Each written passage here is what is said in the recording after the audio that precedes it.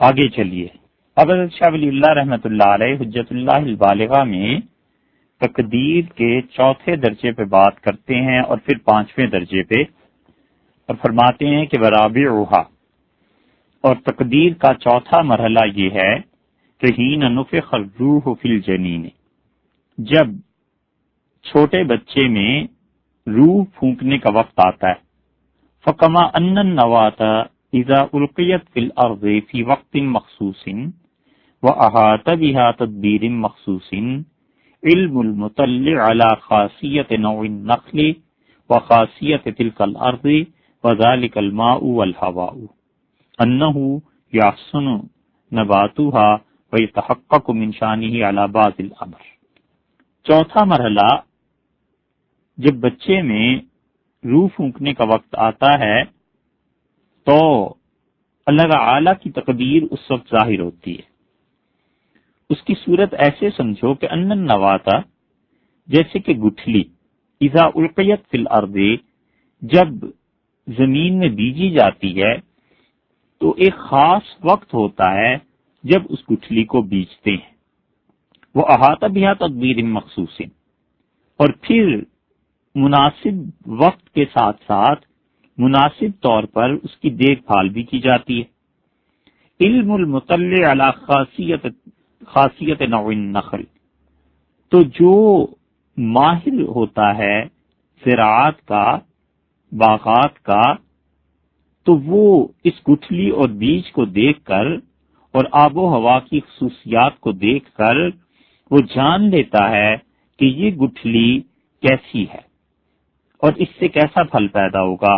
وخاصیت تلک الارض، اور اسے اس زمین کے متعلق بھی پتا ہوتا ہے اور پانی اور ہوا کا بھی علم ہوتا ہے، تو اسے پتا ہوتا ہے کہ یہ گٹھلی کیسا شاندار پودا اس سے نکلے گا۔ وَيَتَحَقَّقُ مِنْ شَأْنِهِ عَلَى بَعْضِ الْأَمْرِ، اور اسی لیے وہ شروع سے اس کے بعد حالات جان لیتا ہے۔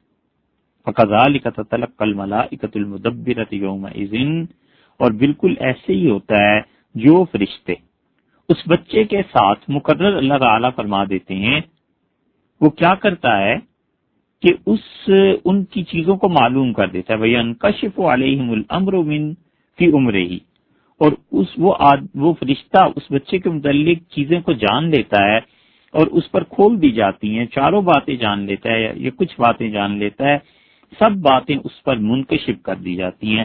يَنْكَشِفُ عَلَيْهِمُ الْأَمْرُ فِي عُمْرِهِ، اسے بتا دیا جاتا ہے کہ اس بچے کی عمر کتنی ہے اور اس کا رزق کتنا ہے۔ وَهَلْ يَعْمَلُ عَمَلَ مَنْ غَلَبَتْ مَلْكِيَّتُهُ عَلَى بَهِيمِهِ، اور یہ بھی بتا دیا جاتا ہے کہ یہ بچہ کون سے اعمال کرے گا، اس کا فرشتہ پن، اس کی روح کا تقدس، اس کے نفس میں جو حیوانیت ہے اس پر غالب آ جائے گا، او بالعکس، یا اس کے برعکس ہوگا۔ وَأَيَّ نَحْوٍ تَكُونُ سَعَادَتُهُ وَشِقَاوَتُهُ، اور یہ بچہ جو ہے سعید ہوگا یا شقی ہوگا، اس کے ساتھ کیا ہوگا؟ یہ چوتھا مرحلہ ہے تقدیر کا اللہ کی، جب وہ ظاہر ہوتی ہے۔ اب یہ شاہ صاحب رحمۃ اللہ علیہ کی عبارت کا ترجمہ ہوا، اس کی کچھ تشریح آپ سے عرض کرتے ہیں۔ حضرت شاہ صاحب رحمۃ اللہ علیہ نے تقدیر کا پہلا مرحلہ بیان کیا تھا کہ وہ مرحلہ ہے جس مرحلے میں تقدیر اللہ تعالی کے علم میں تھی، اس کائنات کی تخلیق سے بھی پہلے، نہ عرش تھا نہ فرش تھا، نہ زمانہ تھا نہ جگہ تھی، کوئی چیز نہیں تھی، اللہ ہی اللہ تھا۔ اور اللہ تعالی شانہ نے پھر اس تقدیر کو، اللہ تعالی نے عرش کو پیدا کیا، پانی کو پیدا کیا، زمانے کو پیدا کیا، اور مکان، سپیس کو خدا نے پیدا کیا، اور پھر اللہ تعالی نے اس تقدیر کو اپنے علم سے عرش کی قوت خیال میں ڈالا۔ پھر اللہ تعالی نے حضرت آدم علیہ السلام کو بنایا، پھر ان کی ساری اولاد کو پیدا کیا، اور یہ تیسرا مرحلہ تھا تقدیر کا کہ اللہ تعالی نے انسانوں کو پیدا کر کے ان کی روحوں سے کچھ اقرار لیے، انبیاء علیہ السلام سے کچھ اقرار لیے، اور یہ سب کچھ کرنے اور لینے کے بعد اب اللہ تعالی نے چوتھا درجہ تقدیر کا، وہ جو کچھ ہو چکا اور عرش کی قوت خیال میں جو کچھ تھا اور وہ جو ازل میں روحیں پیدا کی گئی تھی، اب اس روح کے لیے جسم چاہیے تھا، اب چوتھا مرحلہ آیا جسم کے بننے کا، اور جسم کا بننا وہ والدہ ماجدہ کے پیٹ میں، اللہ تعالیٰ نے اس کو وہاں پر اب روح کو ڈالنا ہے۔ تو شاہ صاحب رحمۃ اللہ علیہ فرماتے ہیں یہ چوتھا جب مرحلہ آیا، جبکہ روح کو پھونکنا ہے اس جنین میں، اس بچے میں۔ تو دیکھو جیسے کہ کوئی گٹھلی کو زمین میں ڈالتا ہے، تو ایک تو وقت ہوتا ہے خاص گٹھلی کو ڈالنے کے لیے، یعنی ایک مالی ہے، اور اس کی مثال شاہ صاحب رحمۃ اللہ علیہ دے رہے ہیں کہ وہ ایک وقت کا انتظار کرتا ہے اور اس کے بعد وہ بیج زمین میں ڈالا جاتا ہے۔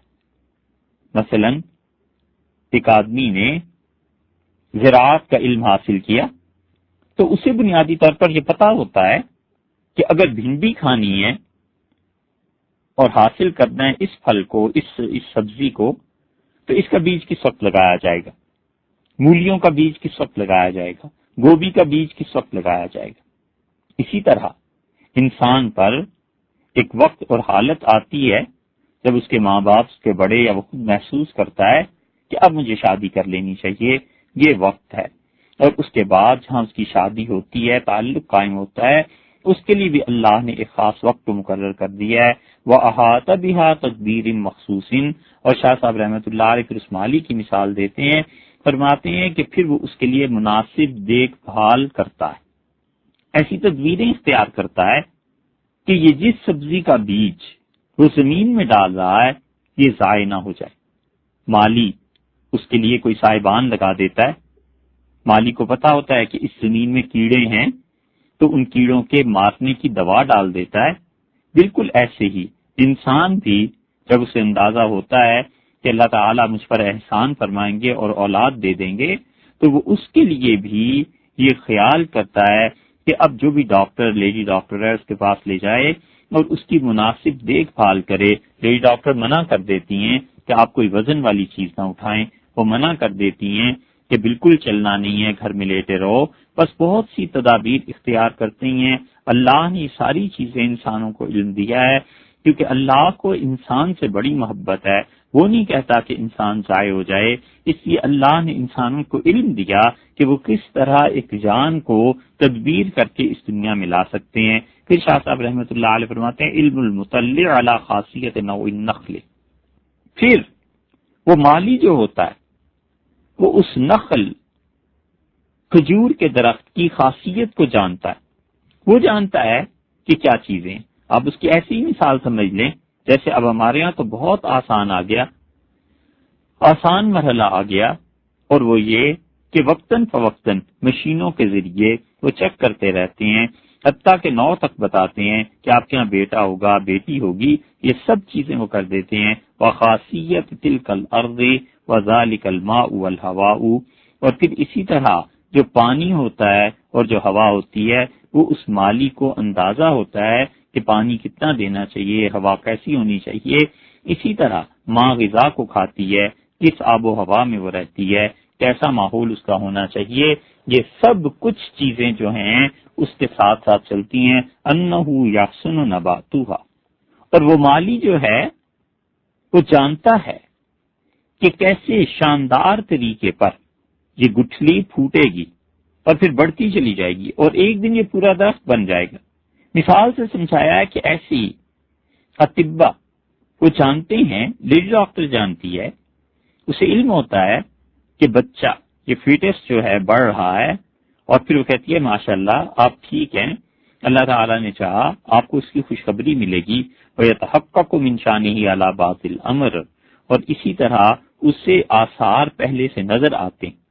یہ تو ہے دنیا کا حال، اور اندر اللہ کا عمل جو چل رہا ہوتا ہے، حق تعالیٰ شانہ کی جو دنیا ہے اس میں کیا ہو رہا ہوتا ہے، یہ بھی دنیا اس کی اور وہ دنیا بھی اس کی، لیکن وہ جو ایک عالم ہے پورا، دنیا پوری ایک اور بسی ہوئی ہے۔ فَكَذَلِكَ تَتَلَقَّى الْمَلَائِكَةُ الْمُدَبِّرَةُ يَوْمَئِذٍ، اس دن یہ ہوتا ہے کہ جو فرشتے تدبیر پر لگے ہوئے ہوتے ہیں، جن فرشتوں کو اللہ نے مقرر کیا ہوتا ہے تدبیر پر، ان کو پتہ چل جاتا ہے، وہ فرشتہ باتیں جان لیتا ہے۔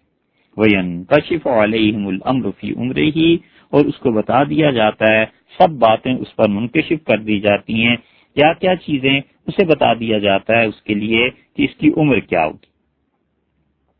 یہاں پر سوال یہ پیدا ہوتا ہے کہ شاہ صاحب رحمۃ اللہ نے فرمایا کہ فرشتے جان لیتے ہیں، حالانکہ فرشتوں کو علم نہیں ہوتا اور فرشتے اللہ سے پوچھتے ہیں، جیسے کہ احادیث میں آیا ہے۔ ابھی وہ حدیث آتی ہے جس سے شاہ صاحب رحمۃ اللہ علیہ کی اس عبارت کی وضاحت ہو جائے گی۔ شاہ صاحب رحمۃ اللہ علیہ فرماتے ہیں پھر اس کے بعد پہلا کام جو اس کا ہوتا ہے فرشتوں کا، وہ پوچھتے ہیں اللہ سے اور انہیں بتایا جاتا ہے کہ اس کی عمر کتنی ہوگی۔ فرشتہ اس بچے کی عمر لکھ دیتا ہے اور رزق ہی اور اس کا رزق بھی لکھ دیتا ہے کہ کتنا رزق اللہ نے اس کے لیے رکھا ہے۔ وَهَلْ يَعْمَلُ عَمَلَ مَنْ غَلَبَتْ ملکیتہ علی بہیمیہ، اور پھر وہ فرشتے لکھ دیتے ہیں کہ کیا یہ ایسا عمل کرے گا کہ اس کی فرشتگی، تقدس، پاکیزگی اس کی ناپاکیوں پر غالب رہے گی۔ اللہ تعالیٰ نے قرآن کریم میں فرمایا ہے نا کہ فَأَلْهَمَهَا فُجُورَهَا وَتَقْوَاهَا وَنَفْسٍ وَمَا سَوَّاهَا، اور قسم ہے اللہ کو اس جان کی اور جو اس نے سنواری ہے۔ اللہ نے انسانوں کو نیکی اور ہدایت کی راہ دی ہے۔ فَأَلْهَمَهَا فُجُورَهَا وَتَقْوَاهَا، اور ہر اس انسان میں جو بھی اس کے حصے کا فسق و فجور اور گناہ ہے وہ ڈال دیا ہے، اور جو اس کے حصے کا تقوی ہے وہ بھی خدا نے ڈال دیا ہے۔ اب تقوی اس فسق و فجور پر غالب رہے گا۔ غلبت ملکیتہ علی بہیمیہ، یہ اس کی طبیعت میں جو تقدس اور پاکیزگی خدا نے ڈالی ہے یہ اپنی حفاظت کر لے گا، اپنے آپ کو بچا کے رکھے گا گناہوں سے، پاک زندگی گزارے گا، او بالعکس یا ناپاک زندگی گزارے گا۔ اس کا حیوان پنا طبیعت کا اس کے تقدس پر غالب آ جائے گا، اس کے گناہ اس کے دل کے آئینے کو زنگ لگا دیں گے۔ ہم اسے پاک صاف آئینہ دے کر بھیج رہے ہیں یہاں سے، اور یہ گناہ کر کر کے اس آئینے پر مٹی مل دے گا۔ پھر اس کا ہوگا کیا؟ وَأَيَّ نَحْوٍ تَكُونُ سَعَادَتُهُ وَشِقَاوَتُهُ، اور پھر اس کے بعد جو فرشتہ ہے اس پر یہ بات بھی منکشف ہو جاتی ہے کہ یہ آدمی موت کے اعتبار سے کیا ہوگا، سعادت اور نیکی پر مرے گا یا بدبختی اور کفر پر مرے گا۔ یہ چاروں چیزیں اس فرشتے کو دے دی جاتی ہیں۔ یہ ہے اللہ کی اس تقدیر کا ظہور جو چوتھی مرتبہ سامنے آ رہی۔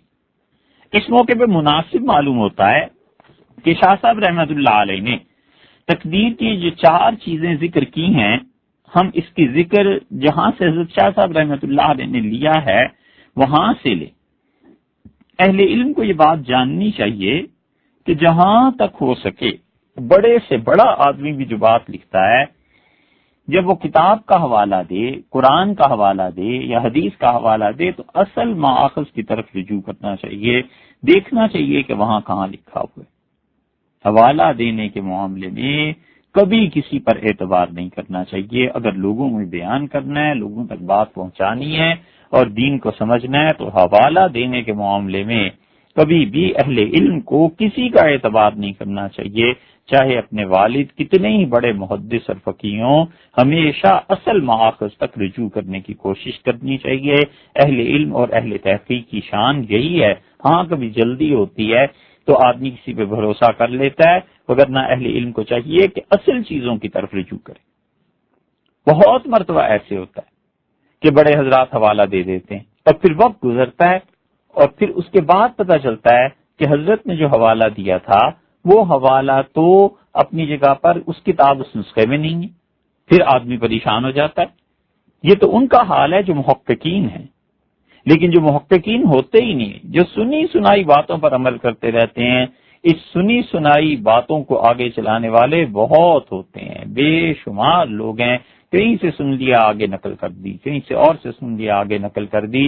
حضور اقدس صلی اللہ علیہ وسلم نے وہ کہا ہی نہیں، خدا کی کتاب میں آئے ہی نہیں، اور وہ اپنی طرف سے ہی اسے نقل کرتا رہتا ہے۔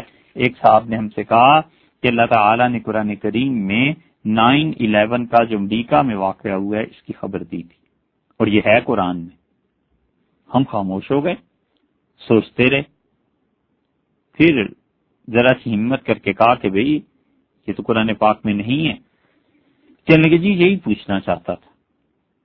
اب پہلے خبر دے رہے تھے، پھر اس خبریہ جملے کو سوالیہ جملے میں تبدیل فرمایا اور فرمایا کہ یہی پوچھنا چاہتا تھا ہمارے ہاں تو سب کہتے ہیں قرآن میں ہے، تو قرآن ہم نے تو پڑھا نہیں، وہ بھی خاموش، ہم بھی خاموش۔ ہم نے کہا بالکل نہیں، قرآن کریم میں ہے ہی نہیں 9/11 کا ذکر۔ بہت دنوں کے بعد، کچھ ماہ کے بعد پھر انہوں نے فون کیا اور انہوں نے کہا کہ قرآن کریم میں سورہ توبہ میں اس کو کہا گیا۔ سورہ توبہ دیکھی تو وہ قرآن کریم کی کون سی سورت تھی، اس کا نمبر کیا تھا، پھر آیت نمبر کیا تھا۔ عجیب و غریب بےہودہ طریقے سے اس شخص نے ثابت کیا کہ یہ چیز قرآن کریم میں کہی گئی ہے، اور ایسی منطق اور ایسا استدلال کیا کہ معاذ اللہ خطرہ ہوا کوئی اور ہو تو اس انسان کو کہے کہ قرآن کی ایسی تحریف کرنا کہ کفر ہے، ایسی باتیں نہیں کرتے۔ انہوں نے کہا کہ اللہ تعالی نے سورہ توبہ میں یہ بات بیان کی ہے، سورہ توبہ جو ہے وہ 9/11 ایسے ہے کہ سورہ توبہ نمی صورت ہے، تو 9 نمبر تو وہ نکال لیجئے، اور 11 وہ 11ویں پارے میں آئی ہے، وہاں کو نکال لیجئے، اور پھر اس کی کسی آیت کا حوالہ دیا کہ آگے دیکھیں تو وہ سن بھی آپ کو مل جائے گا کہ اتنے 1004 میں یہ حادثہ ہوا ہے یا 1 میں حادثہ ہوا ہے، جب بھی ہوا ہے۔ اس قدر بےہودگی ہے لوگوں میں کہ وہ اللہ کی کتاب اور سنت کی ایسی تشریحات اپنے دماغ سے کرتے ہیں جو سراسر قرآن کی تعریف ہے، اور حوالے دیتے ہیں ایسے جیسے کہ یہ ابھی بخاری شریف بند کر کے اٹھے ہیں اور ابھی خدا کی کتاب معاذ اللہ نازل ہوئی ہے اور انہوں نے اس سے اخذ کر لیا ہے۔ یہ بہت ہی بے احتیاطی کی باتیں، اس لیے اہل علم کو اصل جو حوالے ہیں ان کی طرف رجوع کرنا چاہیے۔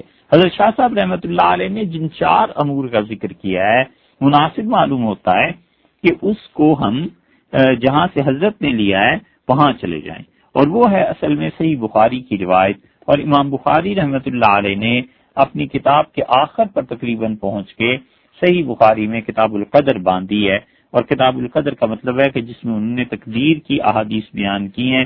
فتح الباری میں حافظ ابن حجر رحمۃ اللہ علیہ نے 11ویں جلد میں وہ احادیث نقل بھی کی ہیں اور ان احادیث کی تشریح بھی کی ہے۔ جن 4 چیزوں کا ذکر شاہ صاحب رحمۃ اللہ علیہ فرما رہے ہیں کہ اس بچے کی عمر کا اور اس بچے کے عمل کا، اس کے رزق کا، اور اس بچے کی سعادت اور شقاوت یعنی آخری لمحے میں وہ کیا ہوگا، ان چیزوں کو 4 کو حضرت عبداللہ ابن مسعود رضی اللہ عنہ نے بیان کیا ہے۔ اور وہ 2 احادیث جو حضرت انس رضی اللہ عنہ کی ایک روایت، ایک عبداللہ ابن مسعود رضی اللہ عنہ کی، امام بخاری رحمۃ اللہ علیہ نے اس باب کے بالکل آغاز میں ہی بیان کر دی ہیں، اور عامش رحمۃ اللہ علیہ کی روایت لائے ہیں۔ وہ کہتے ہیں کہ میں نے زید ابن وہب رحمۃ اللہ علیہ سے یہ روایت سنی، عن عبداللہ اس بات کے راوی۔ حدیث میں عام طور پر کتابوں میں جب عبداللہ کا لفظ اکیلا آتا ہے تو اس سے مراد عبداللہ ابن مسعود رضی اللہ عنہ ہی ہوتے ہیں۔ پھر عبداللہ ابن مسعود رضی اللہ عنہ سے پہلے جو راوی ہوتا ہے، مثلا یہاں پر زید ابن وہب ہیں، ان لوگوں کو دیکھ کر پتہ چلا لیتے ہیں محدثین کہ اچھا یہ عبداللہ کے شاگردوں میں سے۔ اب کون ہے عبداللہ؟ یہ عبداللہ ابن مسعود بھی ہو سکتے ہیں، عبداللہ ابن عباس بھی ہو سکتے ہیں، عبداللہ بن عمر بن العاص بھی ہو سکتے ہیں، عبداللہ ابن عمر رضی اللہ عنہما بھی ہو سکتے ہیں رضی اللہ عنہم۔ یہ 4 عبداللہ ہیں جن کی احادیث آتی ہیں، لیکن ان کے ساتھ ان کے ابن کا ذکر نہ ہو کہ یہ کس کا بیٹا ہے عبداللہ، یہ ابن مسعود ہے، یہ ابن عمر ہے، یہ ابن عباس ہے، یہ ابن عمر ہے، تو عام طور پر جب یہ ذکر نہ ہو تو عبداللہ سے مراد ابن مسعود رضی اللہ عنہ ہی سمجھے جاتے ہیں، اور اس سے زیادہ تحقیق ان کے شاگردوں سے ہوتی ہے۔ مثلا زید ابن وہب ہیں یا عامش ہیں، تو عامش کی روایات سلیمان عامش رحمۃ اللہ علیہ کی عام طور پہ عبداللہ ابن مسعود رضی اللہ عنہ ہی سے ہوتی۔ فرض کر لیجئے زید ابن وہب کی بجائے علقمہ آ جاتا تو پھر صاف واضح ہو جاتا کہ علقمہ تو یقیناً ابن مسعود رضی اللہ عنہ کے شاگرد ہیں۔ وہ کہتے ہیں کہ ہم سے حضور اقدس صلی اللہ علیہ وسلم نے بات بیان کی، وَهُوَ الصَّادِقُ الْمَصْدُوقُ، اور حضور اقدس صلی اللہ علیہ وسلم بالکل سچ بولنے والے تھے، اور ایسی چیزیں تھیں جو وقت نے ثابت کر دی کہ مصدوق رسول اللہ صلی اللہ علیہ وسلم سچ کا مرکز تھے، سچ کا محل تھے، وہاں پر سچائی تھی۔ نبی کریم صلی اللہ علیہ وسلم نے فرمایا ان احدکم، تم میں سے کوئی آدمی یجمع فی بطن امہ 40 یوما، پہلے اس کی جو تخلیق پیدائش کا آغاز ہوتا ہے تو والدہ کے پیٹ میں 40 دن تک وہ مادہ جمع رہتا ہے، ثم علقۃ مثل ذلک، اور پھر اس کے بعد وہ خون بن جاتا ہے اور پھر وہ بھی 40 دن تک رہتا ہے، ثم یکون مضغۃ مثل ذلک، پھر اس کے بعد وہ بوٹی بن جاتا ہے اور 40 دن تک یہ بھی رہتا ہے. تو پہلا چلہ ہوا، پھر دوسرا ہوا، پھر تیسرا ہوا. یہ 3 چلے 120 دن بن گئے، اور یہ 120 دن یہ 3 چلے ہو گئے. اور یہ 3 چلے جو ہیں 4 مہینے اور 10 دن بن گئے. اور عدت بھی یہ کہ 4 مہینے اور 10 دن ہو گئی. ثم یکون مضغۃ مثل ذلک، پھر اس کے بعد یہ بن جاتا ہے. ثم یبعث اللہ ملکا، پھر اللہ تعالیٰ ایک فرشتے کو بھیجتے ہیں. فیؤمر ب40، اور اسے 4 باتوں کا حکم دیا جاتا ہے. برزقہ، اس بچے کے رزق کا، واجلہ، اس بچے کی عمر کا، وشقی او سعید، اور اس بات کا کہ یہ بچہ بدبخت ہوگا، او سعید یا نیک بخت ہوگا. ثم ينفخ فیہ الروح، اور پھر اس میں روح ڈال دی جاتی ہے. فواللہ ان احدکم اب الرجل، تو اللہ کی قسم تم میں سے کوئی آدمی لیعمل بعمل اہل النار، جہنمیوں جیسے کام کرتا ہے. حتی ما یکون بینہ وبینہا غیر باع او ذراع، یہاں تک کہ اس کے درمیان اور جہنم کے درمیان 1.5-2 فٹ کا ہی فاصلہ رہ جاتا ہے.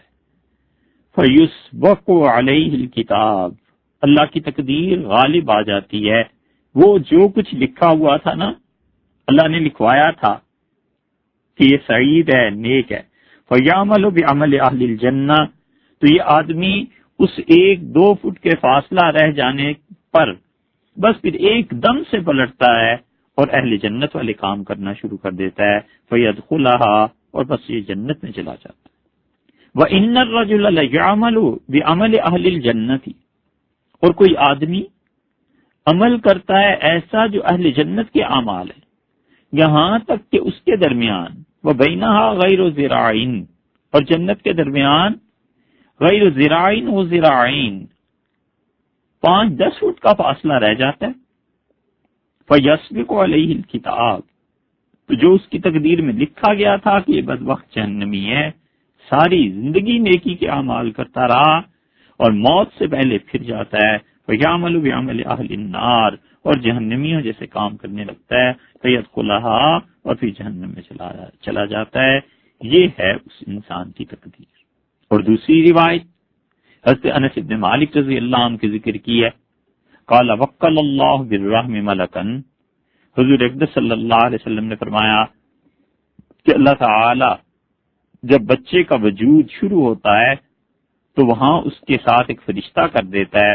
فیقول اے رب نطفۃ، وہ عرض کرتا رہتا ہے کہ اے پروردگار یہ ابھی تو بالکل اپنی ابتدائی حالت میں ہے.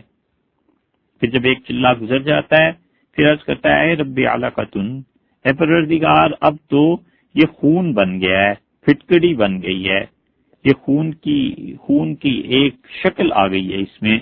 پھر وہ عرض کرتا ہے اے رب مضغۃ، اے پروردگار اب تو یہ گوشت بن گیا ہے.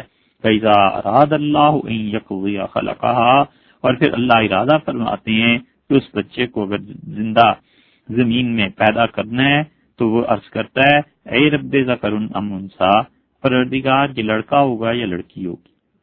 اسے حکم ہو جاتا ہے کہ لکھو. دوسری بات عرض کرتا ہے شقی ام سعید، اللہ یہ بدبخت ہوگا کہ اس کی موت ایمان پہ واقع ہوگی. تیسری بات عرض کرتا ہے فمل رزق، اللہ اس کو رزق کتنا دینا ہے. اور چوتھی بات ذکر کرتا ہے فمل اجل، اللہ اس کی عمر کتنی ہوگی. فیکتب کذالک فی بطن امہ، تو لوگوں یہ ساری چیزیں چاروں کی چاروں اسی طرح اس کی ماں کے پیٹ میں لکھ دی جاتی.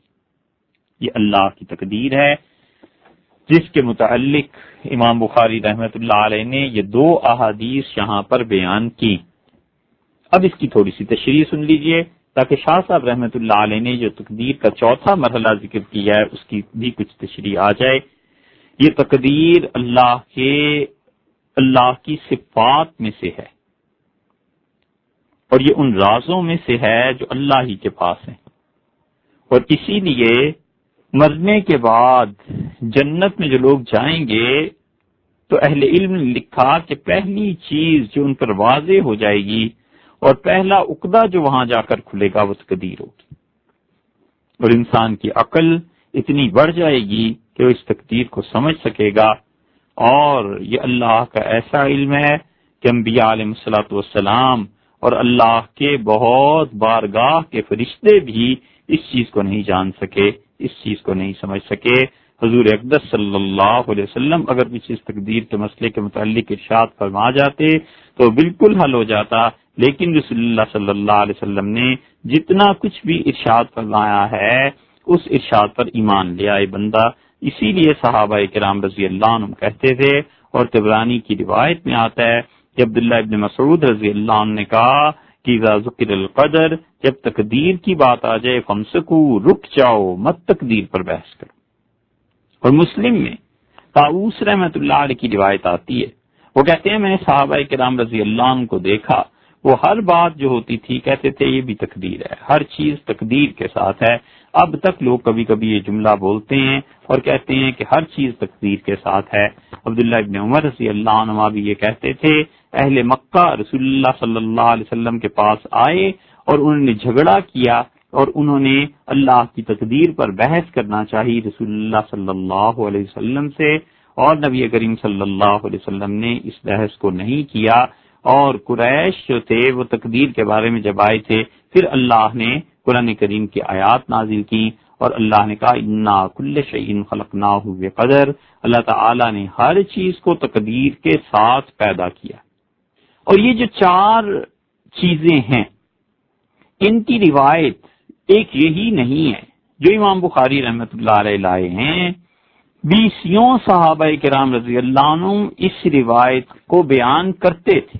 اس لیے اگر یہ کہا جائے کہ تقدیر کی یہ حدیث متواتر ہے تو بالکل کوئی مبالغہ نہیں ہے، حقیقت میں یہ متواتر ہے، ایسی حدیث ہے جس کا انکار کرنا کفر پر مشتمل ہے۔ عبداللہ ابن مسعود رضی اللہ عنہ بار بار اس کو بیان کرتے تھے۔ اس کے بعد آپ دیکھ لیجئے حضرت انس رضی اللہ عنہ کی روایت ابھی آپ نے سنی ہے، حضرت حذیفہ رضی اللہ عنہ کی روایت مسلم میں آتی ہے، عبداللہ ابن عمر رضی اللہ عنہ کی روایت ہے، وہ دارقطنی میں آتی ہے، مسند بزار میں آتی ہے۔ فریابی انہوں نے جو تقدیر پر کتاب لکھی ہے اسے ویسے تو نہیں مل سکی، لیکن انٹرنیٹ سے ہم نے اسے ڈاؤن لوڈ کیا اور وہ چھپی، وہ گویا اس کی کاپی ہمارے پاس ہے۔ اس میں دیکھا تو ان کی سند بہت قوی ہے۔ سہل ابن سعد رضی اللہ عنہ کی یہ روایت ہے، وہ تو سہل ابن سعد رضی اللہ عنہ کی روایت خود امام بخاری رحمۃ اللہ علیہ آگے چل کے لے آئے ہیں۔ حضرت ابو ہریرہ رضی اللہ عنہ کی روایت بہت جگہ مل جائے گی مسلم وغیرہ میں۔ حضرت عائشہ رضی اللہ عنہ اسی حدیث کی راویہ ہیں اور مسند احمد میں صحیح سند سے انہوں نے نقل کی ہے۔ فریابی نے ابو ذر غفاری رضی اللہ عنہ سے یہ نقل کیا ہے۔ حضرت مالک ابن حویرث رضی اللہ عنہ کی ایسی ہی روایت یہ حافظ ابو نعیم جو طب پہ انہوں نے کتاب لکھی ہے اس میں لے آئے ہیں۔ اسی طرح عبداللہ ابن عباس رضی اللہ عنہ کی روایت ہے، عبداللہ بن عمر بن العاص رضی اللہ عنہ کی روایت ہے۔ تو اتنی روایات ہیں، ترمذی میں روایات آ گئی ہیں، اتنی زیادہ صحابہ کرام رضی اللہ عنہم نے یہ روایات بیان کی ہیں کہ یہ درجہ تواتر تک پہنچ گئی ہے۔ اور اسی طرح نسائی میں روایت آتی ہے، یہاں تک کہ حافظ ابن حجر رحمۃ اللہ علیہ نے لکھا ہے کہ میں نے اس روایت کو جب جمع کیا تو 40 سے زیادہ لوگ تھے جنہوں نے صرف عامش سے روایت نقل کی، اور عامش رحمۃ اللہ علیہ اس روایت کو عبداللہ ابن مسعود رضی اللہ عنہ سے نقل کرتے ہیں۔ 40 طرق ہیں اس حدیث کے۔ پھر وہ کہتے ہیں کہ فغاب عنی الان، یہ کتاب اب مجھ سے گم ہو گئی ہے، تو اگر میں زیادہ محنت کرتا اور بھی تو حدیث کی کتابوں سے انہیں جمع کر دیتا۔ حضور اقدس صلی اللہ علیہ وسلم کیا فرمایا کہ جو آغاز اور ابتدا ہے 40 دن تک ابتدائی کیفیت رہتی ہے۔ بعض روایات میں آتا ہے کہ 40 راتوں تک۔ عربوں کا یہ دستور تھا کہ کسی بات کو بیان کرتے ہوئے دن اور رات کا ذکر کر دیتے تھے۔ حضور اقدس صلی اللہ علیہ وسلم نے ممکن ہے دن فرمایا ہو اور روات نے کہا ہو کہ رات کو، یا رسول اللہ صلی اللہ علیہ وسلم نے رات فرمائی ہو اور دن کا کہہ دیا گیا ہو، لیکن بہرحال 40 دن اور راتیں، 40 رات یا 40 دن ایسے ہوتا ہے۔ ایک روایت بھی یہ آتا ہے کہ 7ویں دن کچھ تغیر پیدا ہوتا ہے۔ اب وہ کیا تغیر ہے، کیا چیز ہے، 6 دن کیا ہوتا ہے، 7ویں دن کیا ہوتا ہے، یہ مسئلہ خالصتاً اب اس علم سے تعلق رکھتا ہے، جینیٹکس سے، جن کے اب ماہرین پیدا ہو گئے ہیں۔ وہ ڈاکٹر حضرات بتا سکتے ہیں کہ کہ 7ویں دن یا 6ٹھے دن اس میں کیا تغیر واقع ہوتا ہے۔ پھر اسی طرح ایک اور جگہ آ گیا حضرت ابو طفیل رضی اللہ عنہ کی روایت میں، وہ کہتے ہیں کہ 43 دن حضور اقدس صلی اللہ علیہ وسلم نے فرمائے تھے۔ حضرت جابر رضی اللہ عنہ کی روایت میں وہ کہتے ہیں کہ 40 یومن، حضور اقدس صلی اللہ علیہ وسلم نے فرمایا تھا 40 دن، کہ یہ فرمایا تھا کہ 40 راتیں۔ حضرت ابو طفیل رضی اللہ عنہ کے ہیں وہ 43 دن کہتے ہیں۔ ایک اور روایت آپ دیکھیے ابو عوانہ رحمت اللہ علیہ کی، ان کی روایت میں اور مسلم کی روایت میں آتا ہے وہاں پہ 42 دن آئے۔ یہ ساری احادیث کو ایک نظر آپ دیکھیں گے تو پتہ چلے گا کہ 40 دنوں سے یا 40 راتوں سے زیادہ کی احادیث آئی ہیں، یہاں تک کہ ایک روایت میں 45 آیا ہے اور ایک روایت میں ٹھیک 40 آیا ہے۔ ان ساری احادیث کو اگر آپ ملائیں گے تو پھر پتہ چلے گا کہ عبداللہ ابن مسعود رضی اللہ عنہ کی جو روایت 40 کی ہے اس کے راوی زیادہ ہیں۔ تو کچھ لوگوں کو تردد ہو گیا اور کچھ لوگوں کو 40 سے زیادہ کا تردد ہو گیا کہ زیادہ دن۔ قاضی ایاز رحمت اللہ علیہ نے ان چیزوں کو بھی جمع کیا۔ بہرحال 40 دنوں سے تو زیادہ کی بات ہو گئی، یہ 40 دن کی بات ہو گئی۔ اس کے بعد ابن مسعود رضی اللہ عنہ کی اس روایت میں بھی اور اس سے بعد حضرت انس رضی اللہ عنہ کی روایت میں بھی ایک جگہ یہ بھی آیا ہے، قاضی ایاز رحمت اللہ علیہ نقل کیا ہے، یحییٰ بن زکریہ بن ابی زائدہ وہ عامش رحمت اللہ علیہ سے نقل کرتے ہیں کہ جب 40 دن اور یہ مدت پوری ہو جاتی ہے 3 چلے کی تو اللہ کا فرشتہ یہ ذکر کرتا ہے 3 چلے گزرنے کے بعد کہ اے رب اذکر ام او انسا، اللہ یہ جو ہے لڑکا ہے یا لڑکی ہے؟ تو حدیث میں ایک جگہ آتا ہے کہ فرشتہ اسے اپنے ہاتھ پہ اپنی ہتھیلی پہ لے لیتا ہے۔ اب وہ فرشتہ کیسے ہتھیلی پہ لے لیتا ہے، اس جگہ پہ فرشتے کا کیا تصور ہے، یہ سب چیزیں اللہ ہی جانتا ہے۔ ہمیں تو یہ پتا ہے حضور صلی اللہ علیہ وسلم نے ایسے بیان کر دیا، وہ عالم ایسا ہے جس پہ ایمان لانا ضروری ہے، اور اس کی کیا کیفیات ہیں۔ اگر ہر کیفیت کو عقل سے ہی ثابت کرنا شروع کر لیں اور اس پہ سوالات اٹھیں تو پھر تو کل عذاب قبر کا بھی کوئی انکار کر دے اور اس کا بھی انکار کر دے کہ حضرت عیسیٰ علیہ السلام آسمانوں پہ اٹھائے گئے۔ بس یہ ایک دنیا ہے، یقیناً ہے، کیونکہ رسول اللہ صلی اللہ علیہ وسلم نے بتایا ہے نبی کا علم جو ہوتا ہے وہ حواس کے ذریعے حاصل نہیں ہوتا۔ ہمیشہ یاد رکھو ہمارا علم حواس کے ذریعے حاصل ہوتا ہے، اور اس درجے میں جانور بھی علم حاصل کرتا ہے۔ بکری کو بھی پتا ہوتا ہے کہ گاڑی آ رہی ہے، آنکھوں سے دیکھتی ہے، لوٹ جاتی ہے، بھاگ کھڑی ہوتی ہے۔ ہرن کو پتا ہوتا ہے، چل جاتا ہے، دیکھ لیتا ہے کہ شیر آ رہا ہے، بھاگ پڑتا ہے۔ یہ حواس کا علم ہے، سب برابر ہے۔ ہم عام انسان، انبیاء علیہ الصلوۃ والسلام، حضور اقدس صلی اللہ علیہ وسلم نگاہ فرماتے تھے تو دیکھ لیتے تھے کہ ابو بکر رضی اللہ عنہ ہیں یا عمر ہیں یا علی ہیں رضی اللہ عنہ، یہ علم پہلے درجے کا، اس میں حیوان بھی۔ اس سے بڑھ کے انسان کو علم حاصل ہوتا ہے جو حیوانات کو نہیں ہوتا، اور انسان کردار سے، ان چیزوں سے، باتوں سے اندازہ کر لیتا ہے کہ اصل حقیقت کیا ہے۔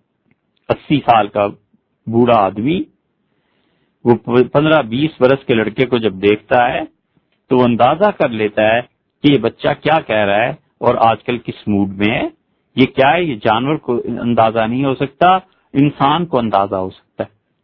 تو انسان عقل کے ذریعے حاصل کرتا ہے علم کو۔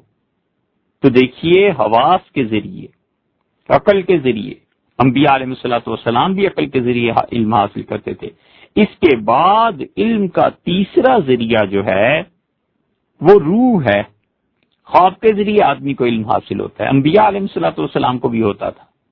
ہم ان تینوں درجوں کی انبیاء علیہ السلام سے نفی نہیں کر رہے، لیکن ہم یہ عرض کر رہے ہیں کہ جس چیز کا نام نبوت ہے نا، وہ نبوت کا علم نہ احساس سے حاصل ہوتا ہے، نہ عقل سے حاصل ہوتا ہے، نہ روح سے حاصل ہوتا ہے۔ وہ صرف اور صرف ایک ہی سورس ہے اس علم کا جہاں سے حاصل ہوتا ہے، اور وہ اللہ ہے۔ نبی اللہ سے علم حاصل کرتا ہے، اس کے علم کا کیا ٹھکانہ ہے، پھر کوئی کیا کہنے اس کے علم کے، اور کیا ٹھکانہ ہے اس کے علم کا۔ ان انبیاء علیہ الصلوۃ والسلام کا علم براہ راست اللہ سے آیا کرتا ہے. اللہ واحد ذریعہ ہے جو انہیں بتاتا ہے اور دکھاتا ہے. اس لیے نبوت کے علوم، ان پر بحث، ان پہ بات کرنا، یہ بڑے بڑے لوگوں کا پتا پانی ہو جاتا ہے. انبیاء علیہ الصلوۃ والسلام کو ایسا علم اللہ نے دیا تھا. اسی لیے رسول اللہ صلی اللہ علیہ وسلم نے فرمایا کہ دیکھو وہ جو چیزیں میں دیکھتا ہوں اگر تم دیکھنے لگ جاؤ تو اللہ کی قسم تم اپنے گھروں میں نہ رہو، کپڑے پھاڑ کے جنگلوں کی طرف نکل جاؤ. اور جو مجھے معلوم ہے اگر تمہیں پتا چل جائے تو تم کم ہنسو اور زیادہ رو، اور اگر مجھے جو چیزیں معلوم ہے اگر تمہیں پتا چل جائیں تو تم تو اپنے مردوں کو دفن کرنا چھوڑ دو. اسی لیے یقین میں بھی فرق ہے.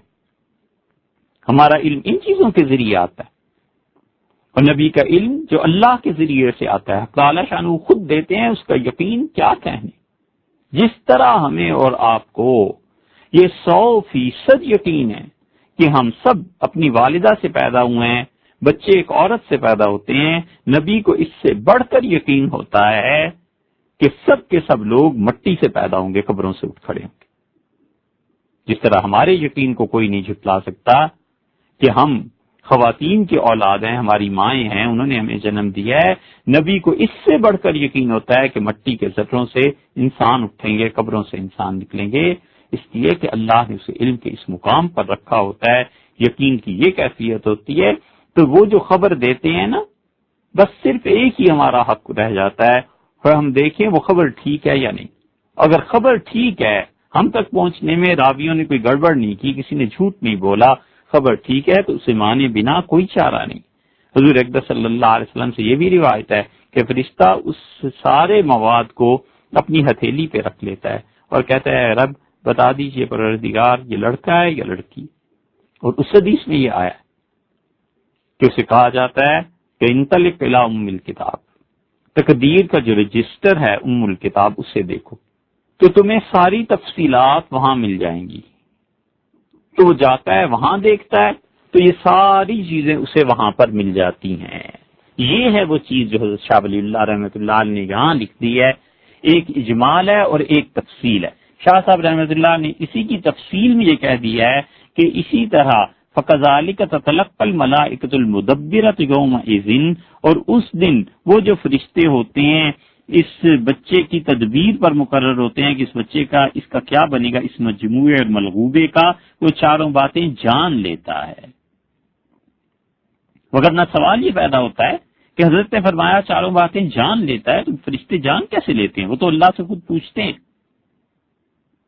تو اس کی شرح اس حضرت کے رحمت اللہ علیہ کے جملے کی یہ ہے جو اب حدیث آپ سے عرض کی نا، یہ تمام روایات حافظ ابن حجر رحمت اللہ علیہ نے فتح الباری میں نقل کی ہیں.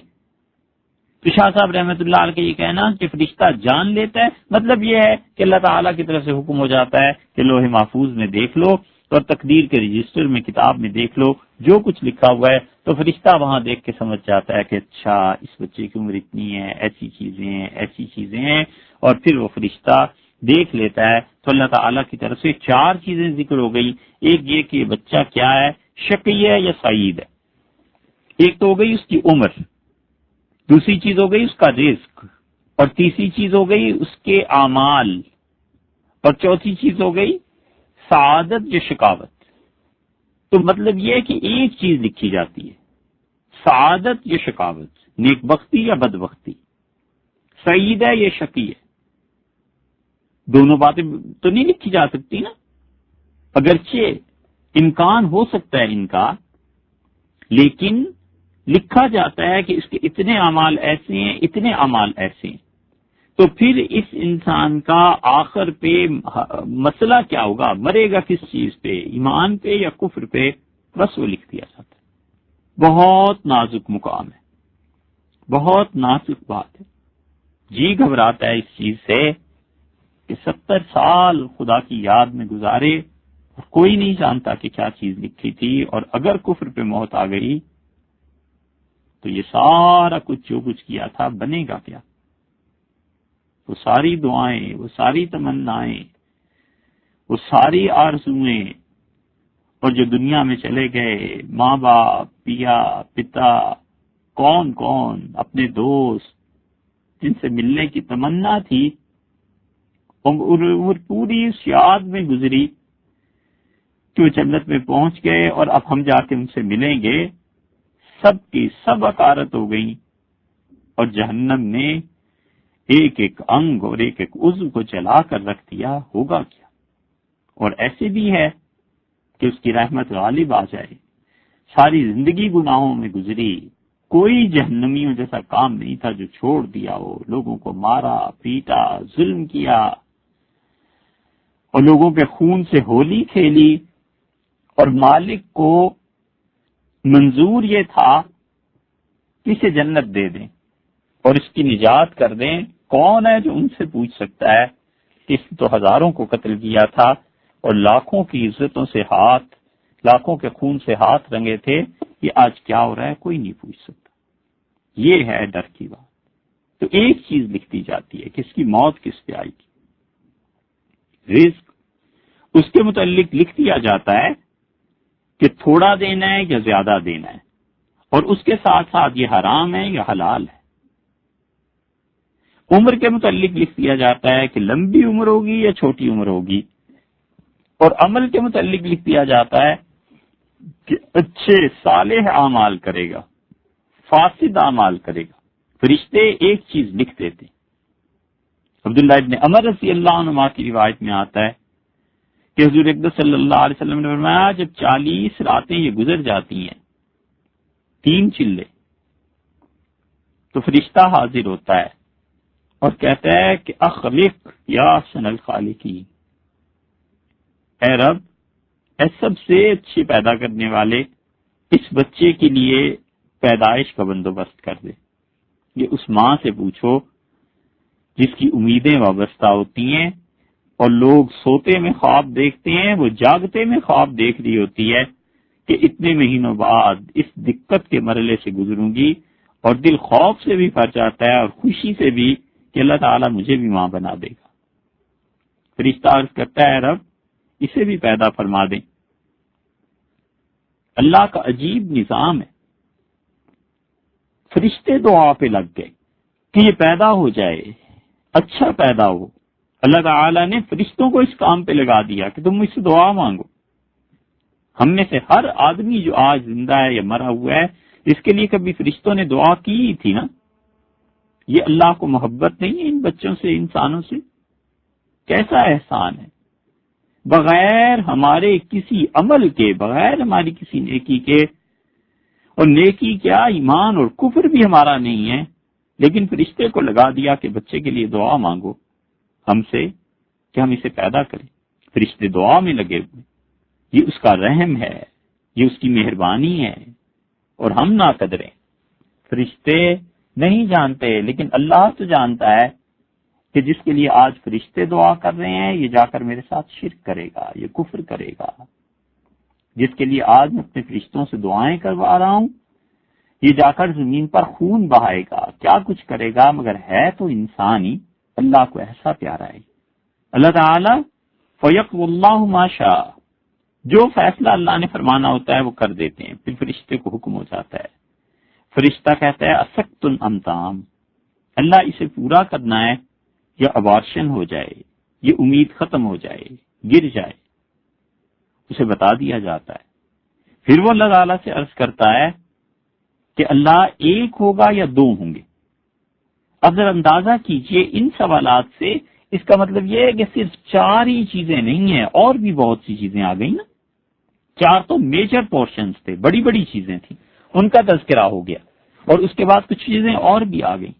وہ پھر عرض کرتا ہے کہ اللہ 1 یا 2، کتنے بچے ہیں، جڑواں پیدا ہو جاتے ہیں، اسے بتا دیا جاتا ہے۔ پھر پوچھتا ہے کہ اللہ مرد یا عورت، پھر اسے بتا دیا جاتا ہے۔ اندازہ کیجئے کہ فرشتے نے اس دعا کے بعد کتنے سوال کیے۔ پہلا سوال کیا کہ اسے پورا بھی ہونا ہے یا درمیان میں ہی گر جائے گا، ختم کر دیا جائے گا۔ پھر یہ بھی پوچھ لیا کہ 1 ہوگا یا 2 ہوں گے۔ پھر یہ بھی پوچھ لیا کہ لڑکا ہوگا یا لڑکی ہوگی۔ پھر فرشتے نے چوتھا سوال کیا، اور وہ عرض کرتا ہے کہ ناقص الاجل، اس کی عمر پوری ہوگی یا کم عمری میں ہی ختم کر دیا جائے گا۔ یہ بھی بتا دیا جاتا ہے۔ پھر وہ 5واں سوال پوچھتا ہے اور کہتا ہے شقی ام سعید، خاتمہ کس پہ ہوگا، اللہ مرنا کس چیز پہ ہے اس میں۔ حضرت عمر رضی اللہ عنہ جیسا آدمی جس کو جنت کی بشارتیں بار بار رسول اللہ صلی اللہ علیہ وسلم دیتے تھے، بیت اللہ میں آئے، طواف کر رہے تھے، رو دیے اور عرض کیا کہ اگر اس دن میرے متعلق اللہ یہ فیصلہ ہو گیا تھا کہ میں کفر کے ساتھ دنیا سے جاؤں گا تو عمر درخواست کرتا ہے اس فیصلے کو تبدیل فرما دے، ایمان پہ موت دے دے۔ ایمان کے بعد اللہ کا سب سے بڑا انعام ٹائم ہے، وقت ہے، اور اس ایمان پر اگر خاتمہ ہو جائے تو پھر تو کیا کہنے صاحب، پھر اس جیسا خوش نصیب کون ہوگا۔ لوگ جب خبر دیتے ہیں کہ فلاں کلمہ پڑھتے ہوئے انتقال ہو گیا، فلاں کا حج میں انتقال ہو گیا، فلاں آدمی صدقہ کر رہا تھا انتقال ہو گیا، کسی غریب کے کام میں نکلا ہوا تھا انتقال ہو گیا، اپنے بچوں کے لیے رزق کمانے گیا تھا اور اس حالت میں انتقال ہو گیا، تو دکھ تو اپنی جگہ پر، مگر خوشی بھی ایسے ہوتی ہے کہ جیسے اس کے گھر میں کوئی ہدیہ بھیجیں، کوئی مٹھائی بھیجیں کہ شکر کرو، چاہنا تو ہر ایک نے ہے ہی، ایمان لے کے دنیا سے چلا گیا، سبحان اللہ، ایسا وقت آ کے 5واں سوال فرشتہ کرتا ہے، پھر بتا دیا جاتا ہے۔ 6واں سوال پھر پوچھتا ہے رزق کے متعلق، تو اللہ تعالی اس بچے کا رزق مع خلقہ فیحبط بہما، اس بچے کے متعلق حکم دیتے ہیں کہ اس کا اتنا رزق اس کے ساتھ ہی بھیج دینا، روزی بھی لے آتا ہے۔ وہ روزی کبھی کبھی آسمان میں رہتی ہے، پھر وہاں سے نازل ہوتی رہتی ہے اس دروازے کے ذریعے سے جو اللہ نے لکھا ہے، حدیث میں آیا ہے۔ اسی لیے جو مومن جس دن مرتا ہے نا، رسول اللہ صلی اللہ علیہ وسلم نے فرمایا آسمان سے 2 دروازے اس کے لیے کھلے رہتے ہیں، ایک رزق کا دروازہ اور ایک وہ نیکی کا دروازہ جہاں سے اس کی نیکیاں اوپر جاتی ہیں۔ تو جس دن اس کا انتقال ہوتا ہے، رزق والا دروازہ رو دیتا ہے کہ اب میں بند کر دیا جاؤں گا، اب میرے ذریعے سے کسی کو رزق نہیں دیا جائے گا، اور نیکی کے اعمال جو دنیا سے اوپر کی طرف اٹھتے ہیں وہ دروازہ بھی رو دیتا ہے کہ رب اب میرے اندر سے کوئی نیکی تیرے پاس نہیں آیا کرے گی، وہ دروازہ بھی بند کر دیا جاتا ہے۔ یہ 6واں سوال ہے۔ عبداللہ ابن ربیعہ، یہ عبداللہ ابن مسعود رضی اللہ عنہ سے روایت کرتے ہیں، وہاں 7ویں چیز آ گئی ہے کہ حکم ہوتا ہے کہ اس بچے کا رزق لکھو، اور یہ لکھو کہ یہ جب وفات پائے گا تو اس کے بعد اس کے نیکی کے کیا کیا کام باقی رہیں گے۔ پل بنا گیا، کسی کی شادی کرا دی، کوئی بچی رشتہ نہیں ہو رہا تھا، پیسے نہیں تھے، اس میں مدد کر دی، اس بچی کی آبرو بچ گئی، کسی لڑکے کے پاس حق مہر کی رقم نہیں تھی، اس کی شادی کرا دی، اس کے مسائل حل کر دیے، ان دونوں کو اس نے گناہ سے بچا لیا، یہ صدقہ جاریہ چھوڑ کے دنیا میں جا رہا ہے۔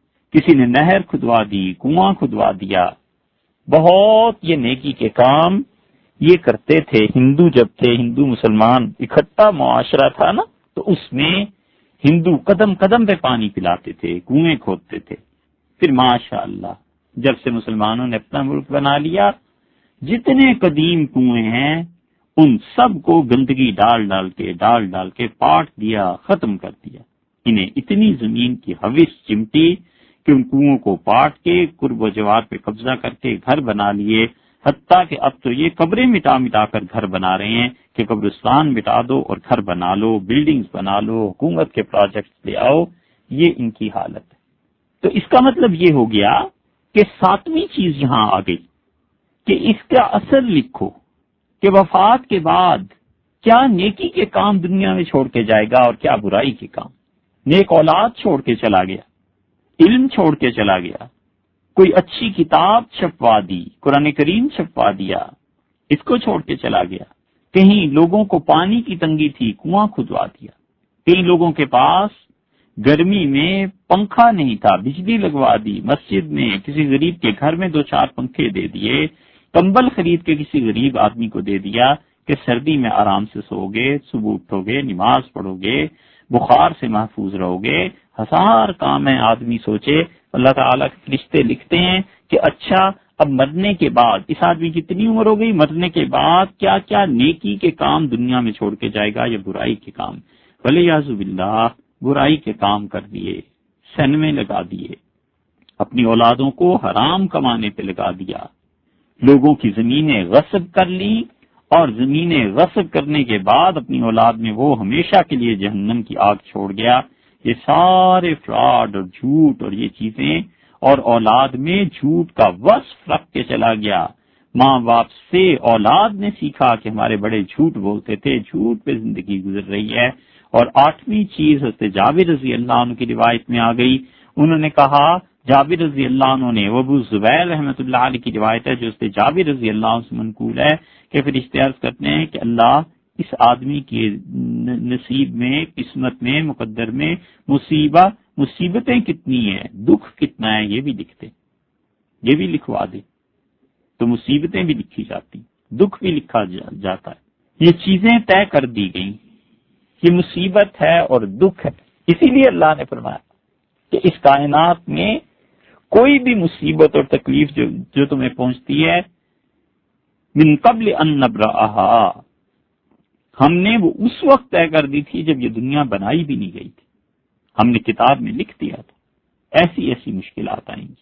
فریابی کی جو کتاب آئی ہے اب، اسے ہم نے دیکھا، اور اس میں حضرت ابو الدرداء رضی اللہ عنہ کی روایت آئی ہے کہ فرغ اللہ الی کل عبد من خمس، اللہ تعالی ہر آدمی کے متعلق 5 چیزیں لکھ کے فارغ ہو گیا۔ من عمل ہی، اس کا عمل کیا ہوگا، نیکیاں کرے گا، خرابیاں کرے گا، 1 اجل، عمر کتنی ہوگی، رزق کتنا ہوگا، 3 اور اس کے بعد دنیا میں چھوڑ کر کیا جائے گا، یہ ہے بات۔ اور 5ویں چیز مضجعہ، اس کی قبر کہاں ہوگی۔ تو 8 چیزیں ہو گئی تھی، 9ویں چیز یہ بھی شامل کر لیجئے۔ اب احادیث کو جب جمع کرتے جاتے ہیں نا ہم، تو پھر پتہ چلتا ہے کہ یہ 9 چیزیں، اور بڑی مشکل چیز ہے کہ دنیا میں چھوڑ کے کیا گیا۔ ہم سب اس حدیث کو سوچیں کہ ہم جب مریں گے تو ہم کیا چھوڑ کر جائیں گے، کیا چیز دنیا میں کہی، خیر کی بات، نیکی کی بات، یا اپنے بعد لڑائی جھگڑے چھوڑ گئے۔ نہ کرے، کبھی کسی سے انتقام نہ لے، کبھی کسی سے بدلے کی سوچے بھی نہیں۔ بدلہ لینا برا ہے، اور بدلے کا سوچنا اس سے بھی برا ہے۔ انتقام اگرچہ اس کی شرن جواز کی صورتیں نکلتی ہیں، لیکن نہ کرے، انتقام کا سوچنا اس سے بھی برا ہے۔ جو انتقام لیتا ہے، انتقام کا انتقام بھی لیا جاتا ہے، بس ہمیشہ جب غصہ آئے اور اپنے مخالفین سے لڑائی جھگڑا، یہ بات کہوں، یہ تانا دوں، اس طرح اس کا بدلہ اتاروں، ہمیشہ یہ سوچے۔ اللہ نے کہا فمن عفا و اصلح، جس آدمی نے اپنے مخالفین کو معاف کر دیا اور صلح کر لی، فاجرہ علی اللہ، اللہ نے کہا اس کا اجر میرے ذمے، آفرین ہے۔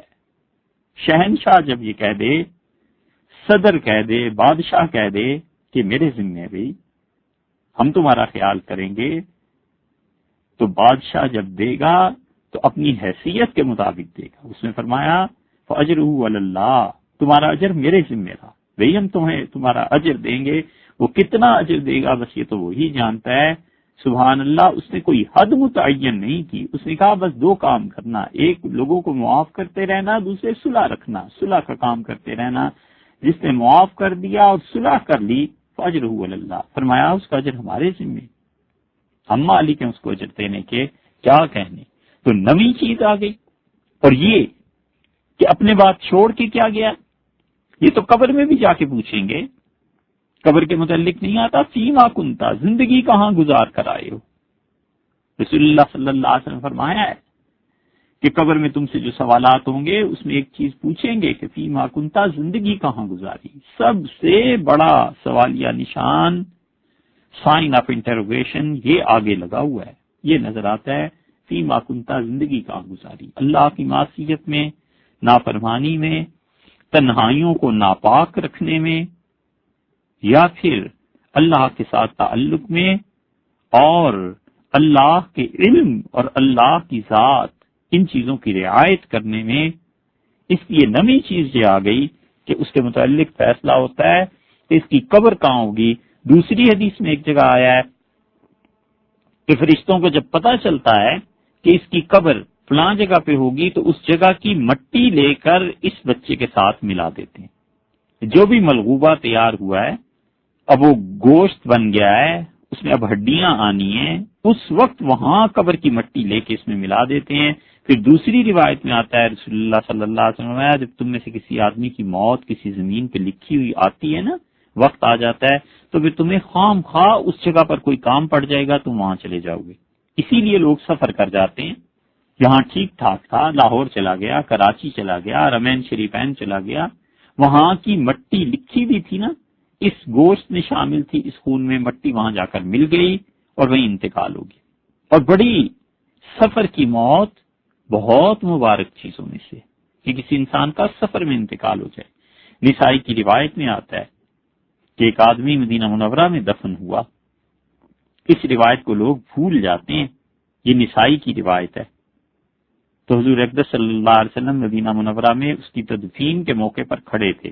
نبی کریم صلی اللہ علیہ وسلم مدینہ منورہ کی موت پر اسے ترجیح دی، اور یہ آیا ہے روایت میں کہ آپ نے غالباً ارشاد فرمایا کہ کاش اس کی موت سفر میں واقع ہوئی ہوتی۔ تو صحابہ رضی اللہ عنہ نے کہا اللہ کے رسول سفر میں موت؟